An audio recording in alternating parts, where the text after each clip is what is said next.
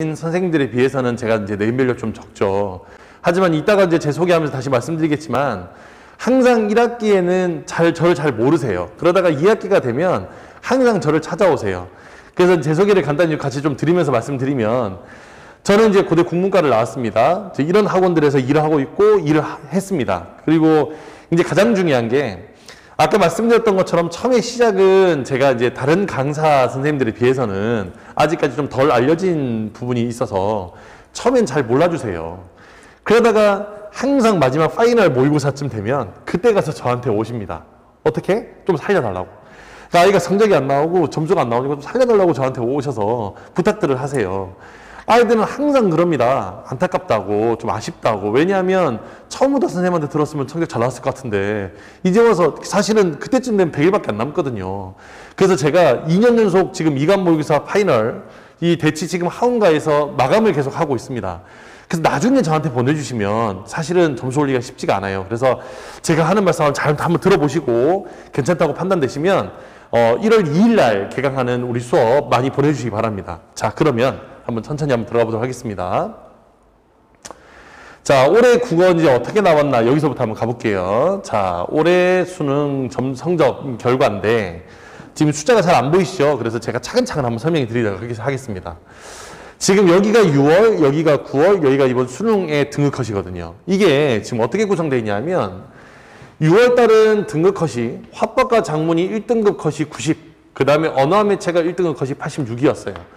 그러니까 1컷이 90, 86이면 쉬운 시험 결코 아니고 매우 어려운 시험이었습니다. 왜냐하면 86점, 언어와 매체 기준으로 86점을 맞아도 평균 점수가 132점이니까 그러니까 쉬운 시험은 결코 아니죠. 그러니까 쉬운 시험은 결코 아니었습니다. 그래서 이제 당시에 이제 평가원은 어떤 생각을 가졌을 거냐면 이런 생각이 있었어요. 원래 평가원은 이번 이 6월 평가원 모의고사를 어렵게 내고 싶지 않았었습니다.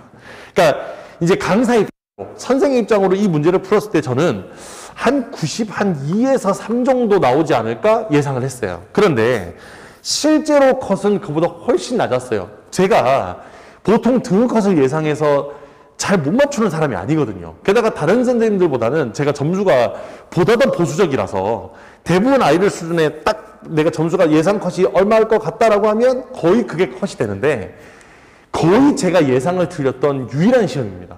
그러니까 왜 그러냐? 그때 이제 언론 보도 많이 나왔죠. 코로나 세대, 당군일의 최저학력, 올해 고3이 당군일의 최저학력, 하여튼 난리도 아니었거든요. 공부를 제대로 못해, 공부할 기회도 잃었어. 이런 얘기를 엄청 많이 했습니다.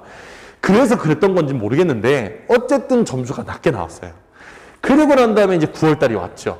이제 평가원 입장에서 난이도 조절을 한번 해보고 싶었던 겁니다. 좀 더 쉽게 나오면 반응이 어떻게 나올까? 그런데 오히려 성적이 확 튀어버린 거예요.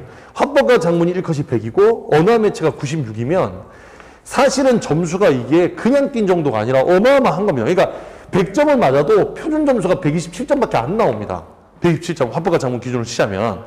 그러니까 난이도를 그냥 단순히 쉽게 했냐. 물론 난이도를 많이 낮춘 것도 맞지만 여기에 역대 최고 숫자의 재유생이 포함됐거든요. 지금 이제 이 영상을 보고 있는 우리 예비 고3 어머님들은 잘 생각하셔야 됩니다. 우리 아이가 경쟁할 상대는 지금 옆에 있는 아이, 학교에 같은 친구 아이, 옆에 동해 친구 이런 친구들이 아니라 한 해, 두 해, 세 해를 준비하고 있는 재수생, N수생들이 경쟁 상대다. 9월달 돼서 이게 어마어마하게 많이 들어왔거든요. 애들이 역시 못하더라. 그러니까 못하니까 내가 살아남을 수 있지 않겠나라는 생각에 재수생들이 많이 들어온 겁니다. 그리고 이 점수를 바탕으로 평가원이 그럼 이렇게 해서는 정시에서 변별력을 갖기 힘드니 요거보다는 좀 더 어렵게 가서 난이도를 9월보다는 6월 쪽에 좀 더 포커스를 맞춰야겠다고 생각하고 낸 게 바로 이 시험이었어요. 그런데 지금 성적이 어떻게 됐냐? 화법과 작문이 지금 1컷 예상이 84고 언어와 매체가 82입니다. 이제 뉴스 통해서 많이 들어보셨죠? 올해는 지금 불수능이 아니라 용암수능이랍니다. 용암수능. 어마어마하게 많이 지금 어려워서 아이들이 지금 난리가 났답니다. 근데 이게 비단 올해만의 문제일까? 한번 생각해 볼 필요가 있는 거예요. 그러니까 이게 지금 내년도 똑같이 유효할 거라고 봅니다. 왜냐하면 올해 이렇게 되면 또 재수생이 또 늘 거거든요. 그러니까 포개지가 누적될 테니까 오히려 재수생이 더 늘 수도 있습니다. 그렇기 때문에 이 지금 국어 성적 이렇게 나오는 거 이게 지금 남의 일이 아니거든요. 근데 이제 아시다시피 아이들은 지금 편안한 마음을 가지고 있어요. 지금 아무 생각이 없죠. 왜냐하면 지금 일단 2학년이 끝나지 않았으니까 3학년 아직 먼 얘기고 애들 입장에서는 어머님만 마음이 급해요. 어머님은 지금 마음이 너무 급하고 아이들은 지금 아직 고3 되려면 수능 보려면 360일이 남았어. 또 가장 큰 게 아직 기말고사 치기 전이니까 2학년이라는 생각이 크죠. 사실은 1년도 안 남았는데 수능까지. 게다가 가장 큰 게 이제 애들 말로 속된 말로 그래서 퐁당퐁당이라고 들어보신 적 있죠. 한 해가 어려우면 그 다음에는 쉽고 그 다음에 어렵고 그 다음에 쉽고 그렇게 된다라고 아이들을 믿어요. 이게 자기 스스로 합리화하는 거죠. 합리화. 그러니까 점수가 이렇게 나니까 내년에는 좀 쉽지 않을까? 이게 너무 어려웠으니까 이것도 사과하고 내년에 쉽지 않을까? 이렇게 생각을 하게 됩니다. 자, 그런데 이게 난이도가 쉽고 어렵고의 문제가 아니라 사실은 아이들의 문제를 대하는 태도에서 문제가 있는 겁니다. 다시 말씀드리면 이번에 든 것이 낮았던 건 실제로 시험의 난이도가 어려운 것도 사실은 사실이었어요. 그런데 시험의 난이도가 어렵다 하더라도 어쨌든 그걸 이겨내는 게 시험이잖아요. 그러면 왜 성적이 이렇게 나올 수밖에 없었냐. 자, 지금부터 성적이 든 것이 이렇게 나오게 된 이유를 한번 정리를 한번 해보겠습니다. 뒤에 거서 제가 이제 표로 이제 이것저것 제시해 드렸는데, 자, 뒤쪽에 좀 한번 볼게요. 2023 국어 어떻게 나올까에 대한 이야기를 하는데, 자, 여기다 놓고, 지금부터 제가 차근차근 한번 설명해 드리도록 하겠습니다. 올해 난이도가 이렇게 높아졌던 이유, 즉, 드 컷이 이렇게 낮고, 아이들이 지금 성적이 낮게 나온 여러 가지 이유가 있어요. 첫 번째, EBS 연계가 70%였던 연계율이 50%로 축소가 됐습니다. 근데 이 50% 축소된 게 무슨 뜻이냐면, 자, 한번 볼게요. 이 연계에서 가장 중요한 핵심은 문학입니다. 문학이 모두 7지문이 출제가 됐어요. 그런데 7지문 중에서 3지문은 연계, 그리고 4지문이 비연계였습니다. 4지문이 비연계였어요. 그런데 여기는 이 비연계는 어느 정도의 비연계였냐. 예를 들어서 EBS 교재에서만 내가 보지 못했을 뿐 문학 교과서나 자습서 혹은 내가 풀었던 문제집에 나왔던 작품이냐 하면 절대 아닙니다. 자, 예를 들어서 이번 지금 수능 시험의 문학 첫 지문이 현대시 복합지문인데 가가 264의 초가라는 시입니다. 제가 장담하건대 지금 여기는 한국에 살고 있는 모든 국어 선생님 그리고 수능을 가르치는 모든 국어 강사 전공을 했건 안 했건 심지어 대학에서 전공을 하고 있는 교수님조차도 거의 대부분 그 시를 처음 들어봤을 겁니다. 자, 무슨 말씀이냐면 이런 거예요. 264는 들어보셨죠? 264. 그러니까 우리 학창시절에 왜 그렇게 외우잖아요. 윤동주, 264, 저항시인 뭐 이렇게 외우는데 일제에 대한 저항의지를 가장 잘 드러낸 시인이기도 합니다. 그러니까 안동 출신이고요. 독립운동가 출신이고 왜 이름도 원래는 이원록인데 왜 264가 됐는지 어머님도 아시잖아요. 그죠? 죄수번호입니다. 죄수번호. 그리고 독립군 대장이고 실제로 여러 차례 투옥을 당했어요. 그 정도 저항 의지가 강한 시인이었고 대부분의 시들이 그래서 의지적인 시들이 많습니다. 그런데 이번에 출제된 이 초가라는 시는 264의 저항 의지하고는 상관이 없는 시였어요. 그러니까 일제에 대한 비판의식은 있으나 일제에 대해서 강렬하게 내가 저항하겠다는 의미보다는 현실에 대한 안타까움, 고향을 잃어버린 데 대한 어떤 상실감 이런 거에 포커스를 맞춰놓은 시다 보니 264라는 이름이 가지고 있는 그 저항 의지라는 거 가지고서는 이 시를 해석할 수가 없는 겁니다. 그러니까 왜 그러면 그런 작품들을 넣었냐. 그러니까 제 생각엔 이런 거예요. 연계는 EBS에서 볼 테니까 EBS에 있는 작품들을 충분히 참고해. 그런데 이 4지문의 비연계에서의 유불리는 아예 없애주겠어.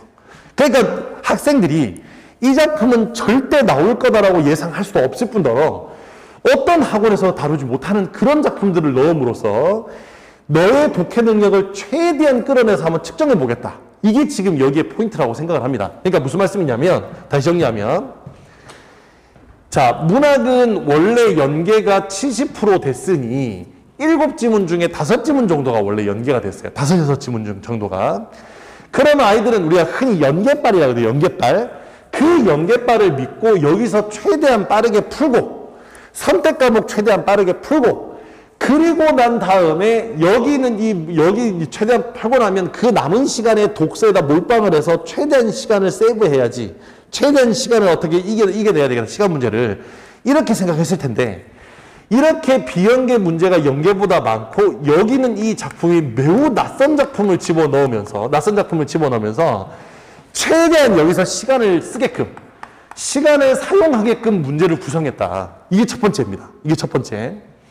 게다가 지금 제가 이제 여기다가는 이제 써놓지 않았는데 이 선택문항의 경우에, 이렇게 선택문항의 경우에 화작하고 엄매가 있는데 이게 이번 지금 오답률 아마 베스트 15 안에 보면 얘가 두 문제가 들어있고 여기는 이 친구가 두 문제가 들어있어요. 두 문제가 들어있습니다. 물론 여기는 지금 엄매의 두 문제는 매체가 아니라 언어 쪽, 즉 문법에서 두 문제가 들어가 있고 화작에서는 화법이 아니라 작문 쪽에서 두 문제가 들어가 있는데, 자, 이 말은 무슨 말이냐면 아이들은 보통 선택 과목을 쉽게 생각합니다. 왜냐하면 여기서 시간을 최대한 아껴 쓰고 문학에서 아껴 쓰고 그래서 독서로 가자. 그리고 지금까지 6월과 9월 모의평가 모두 다 선택 과목은 쉬웠거든요. 선택 과목에서 틀렸던 친구는 거의 없습니다. 문법 한 문제 정도 차이가 날까? 거의 대부분 맞췄단 말이죠. 그런데 여기는 이거의 난이도를, 이 친구의 난이도를 급격히 올려놨어요. 그러니까 난이도 올리는 방식이 얘는 낯선 걸 집어넣어서 난이도를 높였다면 얘는 문제의 선지의 함정을 아주 기가 막히게 넣어 놓았다. 그러니까 이를테면 얘는 뭐가 문제냐면 지문을 읽는 게 문제가 아니라 문제에서 답을 골라내는 과정에서 시간이 들게끔. 그러니까 문제에서 답을 골라내는 과정에서 시간이 들게끔 하니까 여기도 시간을 썼죠. 이것도 시간을 사용하게 했습니다. 그러면 시간이란 게 한정적이고 80분 한정적이고 여기서 문제를 발생시켰으니 당연히 결론적으로 독서는 시간이 없었죠. 독서는 시간이 없었어요. 자, 이렇게 독서에 시간이 없다 보니까 이제 어떤 문제가 생기냐면 이 선택 과목 문제, 선택 문제는 이따가 다시 제가 말씀드릴 거고요. 어떤 문제가 생기면 이런 문제가 생긴 겁니다. 1위부터 12위까지 보시면 독서. 그 다음에 여기도 지금 이게 화법과 장문입니다. 장문이 중간에 껴있긴 한데 독서. 12문제 중에서 대략 8, 9문제가 모두 독서 문제가 모두 17문제인데 그 17문제 중에서 앞에 독서로 나오는 1, 2, 3번 문제는 무척 쉽거든요. 이 문제를 빼고 그럼 14문제인데 14문제의 절반이 오답률 10위권 안에 다 들어있는 겁니다. 그러니까 지금 전반적으로 시간 사용도 안 되고 낯선 지문에 대한 독해도 안 되고 여러 가지 측면에서 문제가 생기다 보니 지금 이렇게 문제가 발생한 겁니다. 자, 그러면 이제 아이들이 이제 이번 겨울방학도 준비를 해야 되잖아요. 그러면 차근차근 어떻게 준비하면 좋을지 한번 지금부터 좀 설명을 좀 드리도록 하겠습니다.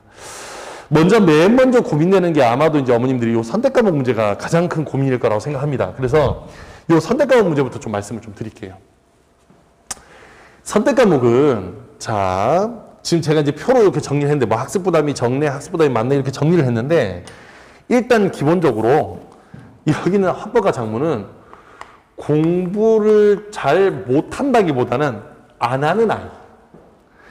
여기는 공부의 양이 좀 더 많은 아이.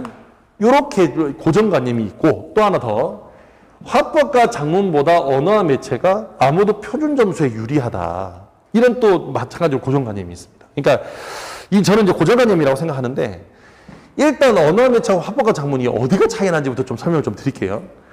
화법과 작문은 실제로 공부하는 양이 그렇게 많지 않아요. 문제면 몇 문제 풀어보면 됩니다. 그리고 조금만 감 있는 친구들은 조금만 풀어도 어떻게 풀지 알아요. 하지만 언어와 매체는 이 문법에 대한 문제, 요거를 정리해야 될 시간적 부담이 좀 필요하죠. 그러니까 표준 점수에서 유불리가 왜 생기냐 하면 사실은 그런 겁니다. 여기 화법과 작문 선택하는 애들이 전국의 70%고 언어와 매체 선택하는 친구들이 전국의 30% 정도 돼요.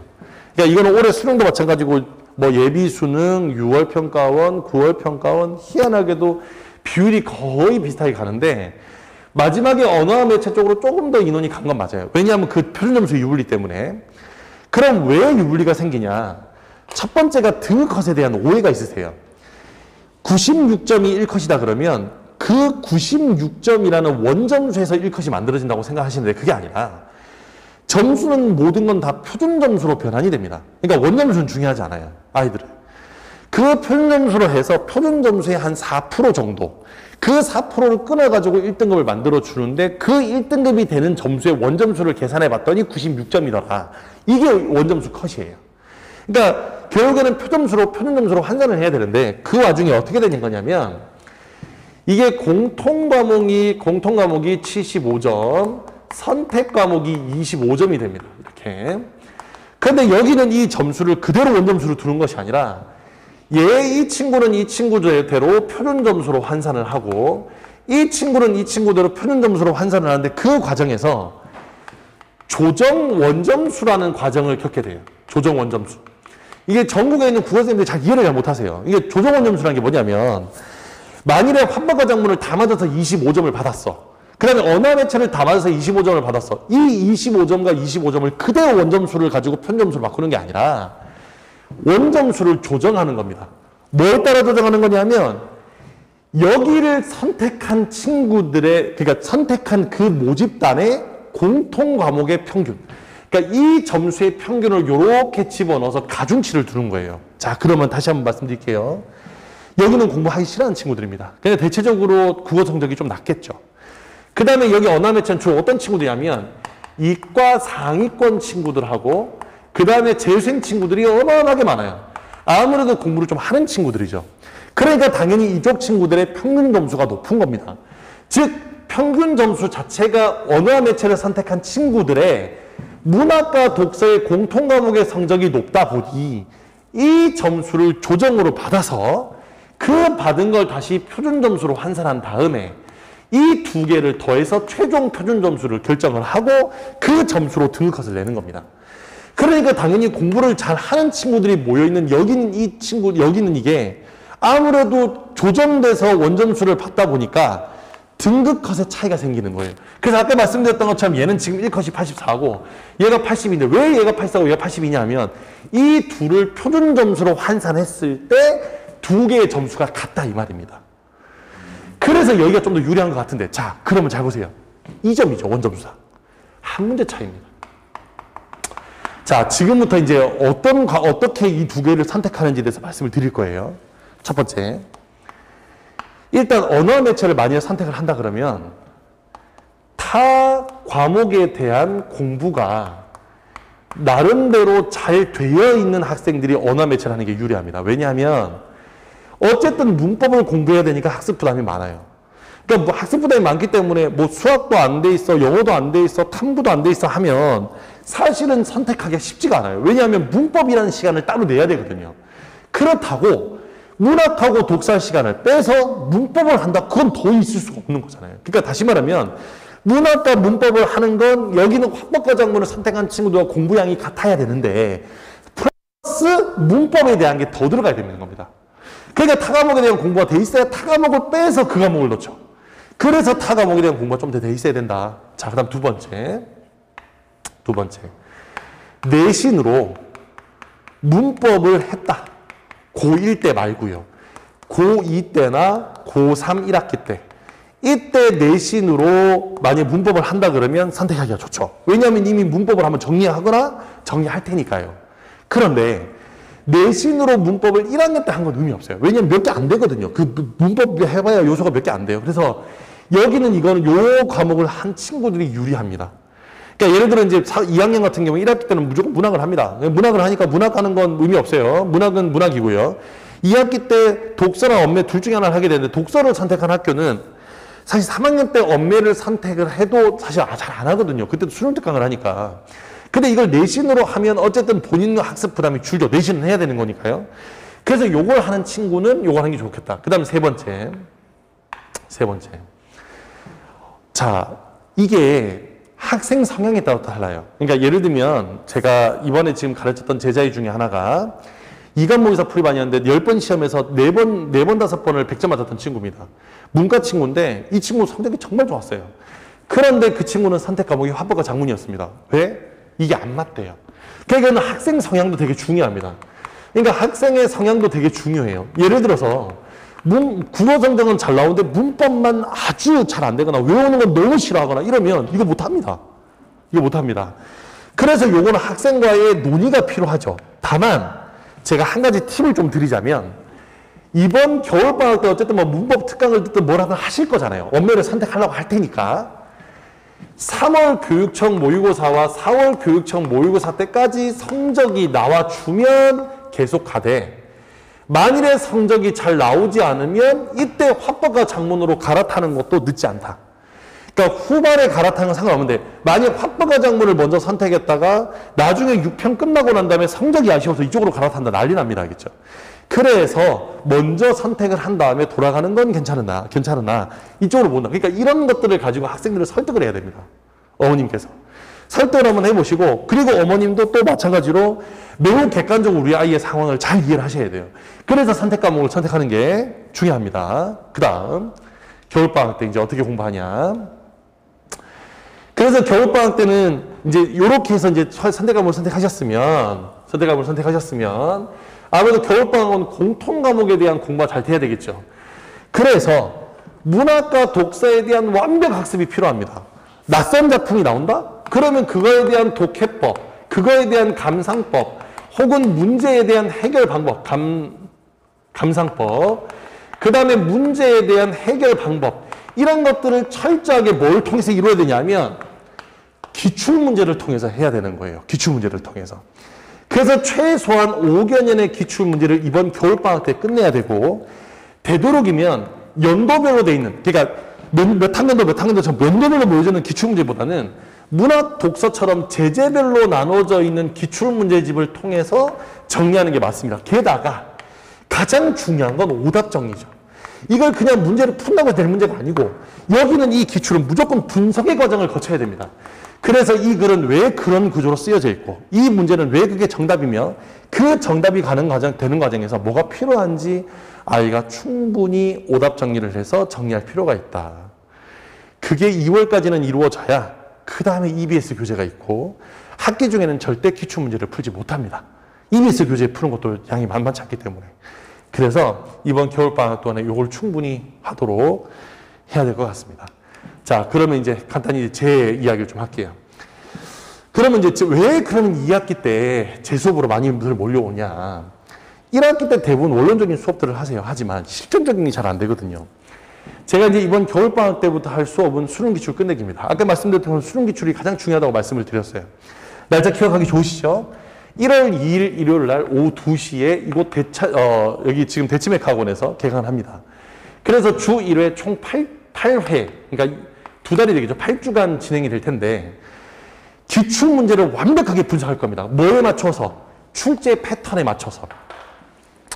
그래서 실전에 가장 가까운 기출문제 해석을 해드릴 거예요. 그래서 차분히 기출문제를 분석하고 유형별로 맞춰서 하고 충분히 아이가 풀 수 있도록 그렇게 만들어 드릴 겁니다. 그리고 과제는 주간학습과제 하나랑 주간 모의고사 하나, 그래서 2개 과제가 나갈 거고요.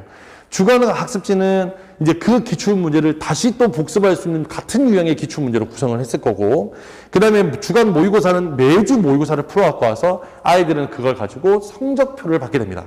이따 성적표 양식은 보여드릴게요. 그리고 수업이 끝나고 나면 우리 연구팀과 1대1로 클리닉을 진행할 거예요. 그렇기 때문에 저는 다른 대형 강사 선생님들하고 다르게 인원 제한이 있습니다. 한 20명 안팎으로 정했고요. 그래야 제가 일일이 클리닉을 하고 간단한 질문은 저희 조교가 받을 겁니다. 그래서 수업 시간에 했던 거, 모의고사 풀어왔던 거 오답 정리를 시킨 다음에 간단한 질문은 저희 조교가, 그리고 제가 끝나고 난 다음에 하나하나 체크해서 약점 분석을 할 거고, 그리고 한 4주 정도, 이걸 2번 정도로 끊어서 4주 정도 진행이 되면 아이의 취약한 부분이 나올 테니까 그 취약한 부분에 맞춰서 개별 문제집을 줄 거예요. 이거 대형 강의에서 절대 못합니다. 저만이 할 수 있는 거죠. 그죠? 그래서 이렇게 수업이 진행될 거고, 수업은 문학하고 독서하고 끝나고 난 다음에 1대1 클리닉. 이건 필수입니다. 무조건 이걸 해야 돼요. 그러니까, 그래서 아이가 약점인 부분을 찾아내가지고 정리해주는 게 중요하죠. 그냥 단순히 왔다가 수업하고 오고 매주 얼굴 보는 게 중요한 게 아니라 요런 과정들을 진행할 겁니다. 그래서 이제 커리는 수능 기출 끝나고 나면 이제 3월달부터 EBS 끝내기로 해서 내신과 수능을 병행해서 진행을 할 거고요. 그 다음에 마지막에 시점 모의고사 풀이반 이렇게 진행을 할 겁니다. 자, 일단 뭐 관리 시스템은 지금 말씀드렸던 이런 것들이 있고요. 그 다음에 이제 중요한 거. 저희가 홈페이지가 따로 있어요. 개별 홈페이지가. 저는 제가 아예 홈페이지를 따로 만들었어요. 그래서 어떻게 되냐면 이 홈페이지에서 복습 동영상과 함께 제가 이것저것 학습할 수 있는 여러 가지 동영상들을 모두 인강으로 제공해 줍니다. 지금 여긴 잘 안 보실 텐데 목록이 엄청 많죠. 한 아이가 이런 많은 영상을 받게 됩니다. 그래서 본인이 원하는, 본인이 필요한 과목들을 언제나 어느 때나 일주일에 한번 하고 노는 게 아니라 그거 어느새든 들을 수 있도록 그렇게 해서 영상을 제공해서 이렇게 진행을 할 거고요. 그 다음에 그 뒤에 이제 또 성적표가 이렇게 나갑니다. 아까 말씀드렸던 것처럼. 그래서 주간 모의고사 성적은 각 영역별로 어디가 취약하고 어디가 약하고 어떤 부분을 보완해야 되는지 하늘에 이렇게 보여줄 수 있도록 학생들한테는 용지로 나갈 거고 어머님들한테는 문자로 딱 클릭만 하시면 하늘에 다 뜰 겁니다. 자, 일단 1월 2일 대치맥에서 이런 수업들이 개강을 합니다. 어마어마하죠. 그래서 아이가 완벽하게 이번 겨울방학 때 기초를 잡고 할 수 있도록 그리고 실전에 가장 가까운 수업으로 시간 걱정 없이 문제 풀 수 있도록 그래서 이제 수업을 준비했으니까 1월 2일 날 우리 대치맥에서 개강합니다. 많이 연락 주시고요. 그 다음에 여기 번호가 있는데 좀 더 크게 적어 드릴게요. 010-7591-8677번입니다. 자, 요게 이제 저희 연구소 번호입니다. 그래서 이쪽으로 문자를 하나 보내주시면 궁금하신 점 있으시면 문자 보내주시면 제가 그거에 대해서 뭐 다시 답변 문자를 드리든 아니면 제가 직접 전화 드리든 지금 설명회 기간이어서 전화가 좀 많이 밀려 있어요. 그래서 오늘 당장은 연락을 못 갈 수 있겠지만 되는 대로 시간이 되는 대로 제가 연락을 드릴 테니 문자 하나 남겨주시면 상세하게 또 설명을 좀 드리도록 하겠습니다. 그리고 유튜브에 가시면 최창희 고라 검색하시면 제 채널이 나와요. 그래서 수업하는 영상들도 쭉 나오니까 그것도 한번 참고해서 보시면 좋을 것 같습니다. 자, 설명회는 이것으로 마칠 텐데 어쨌든 국어 중요합니다. 이번 겨울방학 나는 거. 그냥 대형 강의 가서 휩쓸리듯 그냥 가서 애들한테 듣고 그렇게 오는 게 아니라 되도록이면 꼼꼼하게 정리할 수 있는 선생님한테 보내서 최대한 잘 정리해서 수업 진행할 수 있도록 저도 또한 그렇게 노력할 테니까 어머님들도 많은 성원 부탁드리겠습니다. 자, 그럼 그것을 마치겠습니다. 감사합니다.